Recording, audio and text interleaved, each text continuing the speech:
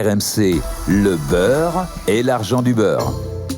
Avec Perico Légas. Bonjour Perico. Bonjour Mathieu. Tous les samedis, tous les dimanches, le beurre, l'argent du beurre, bien mangé à pas cher. Attention, coup de gueule de Perico en ce dimanche. Nos poulets du dimanche sont en danger. Alors nos poulets du dimanche et même nos poulets de la restauration collective, c'est des cantines scolaires, des hôpitaux et des maisons de retraite. Je pense que sur ce sujet que nous traitons aujourd'hui, Mathieu, nous frôlons presque le scandale d'État. Il s'avère que pour soutenir l'économie ukrainienne face à l'agression barbare de la Russie, la Commission européenne a décidé d'exonérer totalement de droits de douane et de volume d'exportation la volaille ukrainienne. Donc, elle inonde le marché français. Cette volaille ukrainienne, elle est ultra-industrielle, produite dans des conditions, j'allais dire, abominables. On avait déjà la concurrence en restauration collective du poulet brésilien, qui fait des ravages, et même un peu de certains pays européens comme la Pologne ou la Roumanie. Et là, on a le poulet ukrainien qui arrive, qui appartient uniquement à un groupe qui s'appelle MHP, qui est la propriété d'un oligarque qui s'appelle Yuri Kozyuk. Oligarque ukrainien. Oligarque ukrainien. Ah, j'avais peur que ce soit un oligarque ça pourrait russe. pas justement. Et comme l'activité d'exportation et d'importation s'est arrêtée avec la Russie en février 2022, la Commission européenne dit aux Ukrainiens, on vous laisse exporter votre poulet avec exonération de droits de douane. La totalité de cet argent, une masse considérable, il y a 25 000 tonnes de poulet ukrainien qui rentrent en Europe tous les mois, ça fait 201%. 25 000 tonnes 25 000 tous les tonnes mois. Tous les mois, ça fait 201% d'exportation ukrainienne vers l'Europe en 2022. Rien que 122% pour la France. C'est une véritable tragédie parce que fait la restauration collective ? Elle s'adresse toujours aux plus offrants. Et c'est 2 à 4 fois moins cher le poulet ukrainien. 2 à 4 fois moins cher. Évidemment, ce n'est pas le poulet de chair que l'on peut trouver, les poulets de la Belle Rouge qui sont délicieux. Évidemment pas le poulet de Bresse, mais on a des poulets de Bresse délicieux, les poulets de Saint-Sever, les poulets de Janzé, le poulet de Loué qui est une pure merveille. Eh bien, toute cette filière qui produit également une gamme intermédiaire pour la restauration collective est menacée par cette importation massive et sauvage du poulet ukrainien. En fait, l'Europe a intégré l'Ukraine dans le marché européen. Il y avait une possibilité, les instances professionnelles, l'Envol, la Fédération de la volaille française, a alerté le gouvernement, le ministre de l'Agriculture, en disant faites jouer la clause de sauvegarde quand l'intérêt prioritaire d'une économie d'un pays des 27 est menacé.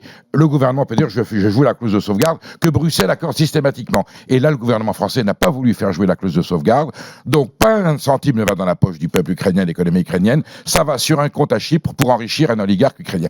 Personne ne comprend cette aberration. Je vous dis, c'est un scandale d'État. Alors là, je ne sais pas. Les bras nous en tombent. Non, mais les bras nous en tombent. Je vous avais prévenu, mesdames, messieurs, le coup de gueule de Perico, les poulets du dimanche. Cette clause de sauvegarde, ça fait 1 an que l'Envol la demande et ça a été renouvelé le 6 juin 2023. Et c'est là, d'ailleurs, où ça a pété. La première année, on aurait compris, si encore la filière ukrainienne de poulet était une filière avec nos normes, avec nos éthiques européennes, avec nos codes de production, on dirait, bon, on peut être solidaire, ouvrir les portes pour donner un coup de main. Mais c'est un poulet absolument... Il y a certaines unités qui frôlent le million de bêtes, vous vous rendez compte ?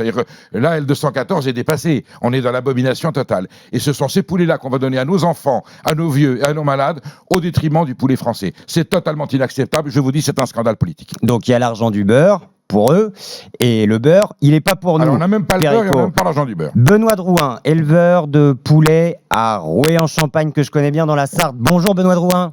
Bonjour. Président du SINALAF aussi, le syndicat national des labels avicoles de France. J'imagine qu'avec l'Envol, vous soutenez cette demande de clause de sauvegarde pour remettre des droits de douane aux poulets ukrainiens.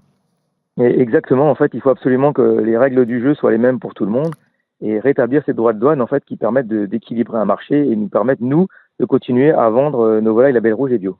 Vous, très concrètement, Benoît Drouin, vos ventes sont en baisse ? Alors, les ventes, en général, sont en baisse. Alors, il y a l'effet inflation, dont on a beaucoup parlé sur toutes les antennes. Et puis, en fait, cet effet importation ukrainienne, en fait, qui vient amplifier, en fait, cette non-vente de nos poulets. Donc, c'est un véritable problème pour nous. Le consommateur est un petit peu perdu, d'autant que ces ventes, en fait, s'effectuent essentiellement en restauration hors domicile, où le morceau de poulet est très, très loin, en fait, du consommateur. Et du coup, quand vous le mangez, vous savez même pas que vous mangez quelque chose qui vient de très loin. C'est la cerise sur le gâteau, parce que les poulets ukrainiens, on avait déjà les poulets brésiliens, Bien sûr, Perico, bien les sûr. poulets roumains, Les poulets roumains. les poulets polonais. Et attendez, vous avez des pays européens qui importent du poulet ukrainien. Il suffit qu'il y ait une transformation sur le produit, genre une cuisson ou un assaisonnement, pour que le produit étranger hors européen prenne une nationalité du pays qu'il importe. Donc vous pouvez avoir de Roumanie ou de Pologne du poulet ukrainien qui a juste été emballé en Pologne ou en Roumanie, et il arrive sur le marché français avec le mot poulet roumain ou poulet. Vous vous souvenez du scandale du cheval, des lasagnes au cheval Chez Findus. C'est exactement le processus. Ça pourrait arriver. Oui, parce que la Commission européenne ne veut pas qu'il y ait une traçabilité sur les produits transformés avec de la viande venant de l'étranger, pour pas casser le libre-échange. C'est un concept absolument inadmissible, mais c'est comme ça. Et là, sur le poulet ukrainien, il y a non seulement le poulet qui est officiellement importé d'Ukraine directement à des prix défiant toute concurrence et totalement en concurrence totalement déloyale, et vous avez ces poulets ukrainiens qui viennent du reste de l'Europe parce qu'ils ont été labellisés avec un label européen, parce qu'ils ont été importés avec une transformation. RMC, le beurre et l'argent du beurre. Pour qu'on comprenne bien avec Perico et avec Benoît Drouin, avant d'accueillir Philippe qui est chef de cuisine dans un collège. Benoît Drouin, la différence très claire en qualité gustative entre un poulet ukrainien et le vôtre, les poulets Deloué, c'est ça? C'est le label Deloué que vous avez, hein? Alors moi aujourd'hui, je représente un petit peu tous les labels avicoles français, mais oui, pour ma part, à titre personnel, moi je produis du poulet de loué. La différence, en fait, elle est essentiellement de termes de qualité sur la durée de vie. Nous élevons des poulets près de 3 mois, contrairement à une volaille ukrainienne qui va être élevée au maximum à un mois et une semaine. On 30 ne peut jours. pas avoir la même qualité de viande, on ne peut pas avoir la même qualité. Il y a moins de muscles. gustative, voilà. Et la Moins de nourriture, muscles, et voilà. surtout la nourriture. Benoît, il donne des céréales locales à ses volailles, alors que les Ukrainiens, on ne sait pas ce qu'ils mangent. Il y a les normes environnementales, bien sûr. Est-il vrai, parce qu'on l'a entendu pour les poulets du Brésil, que tout ça est biberonné aux hormones, aux antibiotiques? Alors ça, on n'a pas de... J'ai pas personnellement de preuves, mais on sait très bien que les facteurs de croissance utilisés dans les filières standards dans ces pays-là, en fait, sont de monnaie courante. Donc, on peut imaginer qu'ils le fassent. Maintenant, c'est vrai que ça fait quelque chose de très, très différent avec ce qui est fait en France, notamment par rapport à la filière volaille française qui, elle, en fait, n'utilise pas ça, quoi. C'est important d'avoir les mêmes règles, sinon on ne peut pas comparer des choux et des carottes. Le rapport quantité-prix de ces productions avicoles industrielles, c'est vraiment du poulet d'usine, il faut utiliser le mot, et voilà, il n'y a pas d'autre équation possible. Il faut qu'il y ait une aide technologique, artificielle et chimique pour que ces poulets puissent être produits aussi vite, en aussi grande quantité et en aussi peu de temps. Bon, l'arme pour nous consommateurs, c'est très clair, c'est de regarder les étiquettes, que ce soit en supermarché, dans les boucheries, même au restaurant, de demander d'où vient le poulet, est-ce qu'il est de Loué, de Brest, ou est-ce qu'il est ukrainien? Ça, c'est très simple. En revanche, dans les plats préparés ou même dans les cantines, tiens, accueillons Philippe. Bonjour Philippe.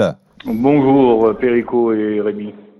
Ça va Philippe, c'est Mathieu qui vous parle. Pardon. Ben oui, parce que Rémi... Oui, Rémi, c'est Rémi Barré sur Estelle Midi, mais là c'est Mathieu. Voilà, Estelle Midi, il y a Perico, qui est là du lundi au vendredi régulièrement entre midi et 15h, et Perico qui est aussi là maintenant le samedi et le dimanche avec moi. Bon Philippe, vous choisissez comment vos poulets, vous, pour votre collège?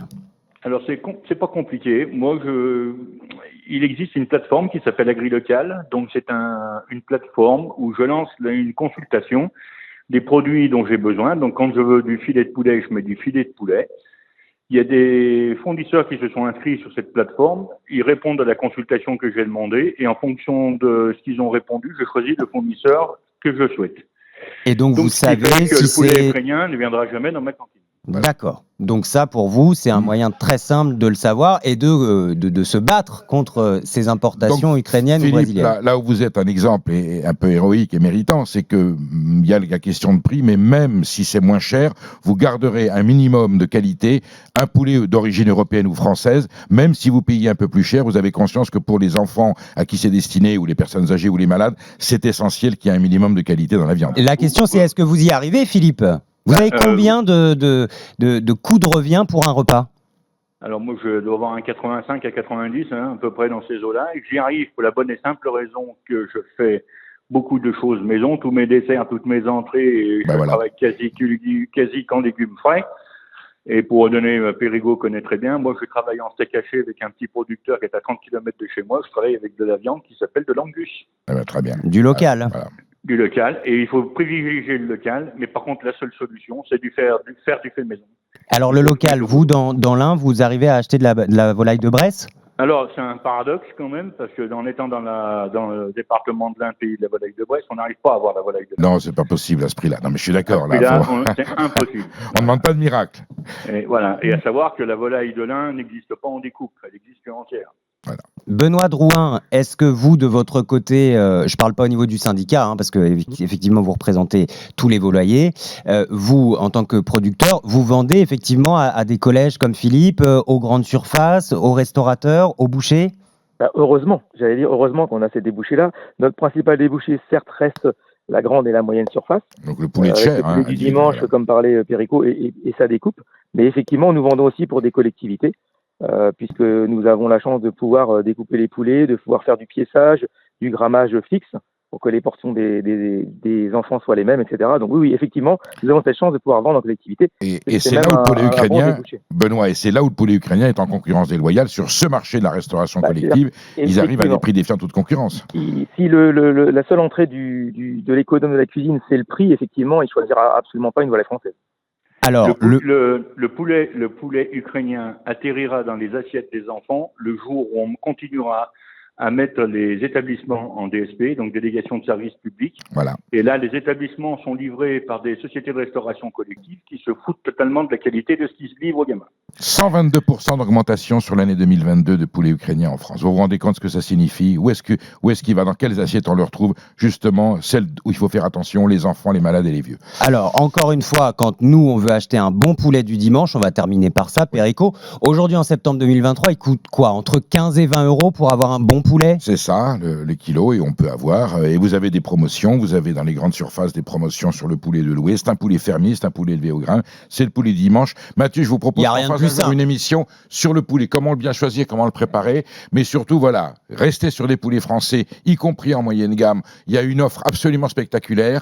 On est dans une profession qui est en difficulté. Il y a eu l'inflation, il y a eu l'augmentation des céréales. C'est des paysans méritants et c'est le symbole de la France, c'est le coq gaulois, c'est notre poulet du dimanche et on va se battre pour le sauver. Regardez la malgré l'attaque provenance, ukrainienne. le beurre et l'argent du beurre, c'est l'engagement, et puis c'est un filet d'huile d'olive, un peu de beurre, du sel, du poivre, 160 au four et ciao, Je Perico. vous raconterai ça plus en détail. C'est vrai? C'est un petit Allez. peu différent, mais c'est un peu comme Bon, ça. d'accord, rendez-vous est pris. Merci beaucoup, Philippe, chef de cuisine dans un collège dans l'Ain, d'avoir été avec nous au Méritant. 32-16. Méritant. Merci Benoît Drouin, éleveur de poulet à Rouet en Champagne dans la Sarthe, président Courageux. du Synalaf.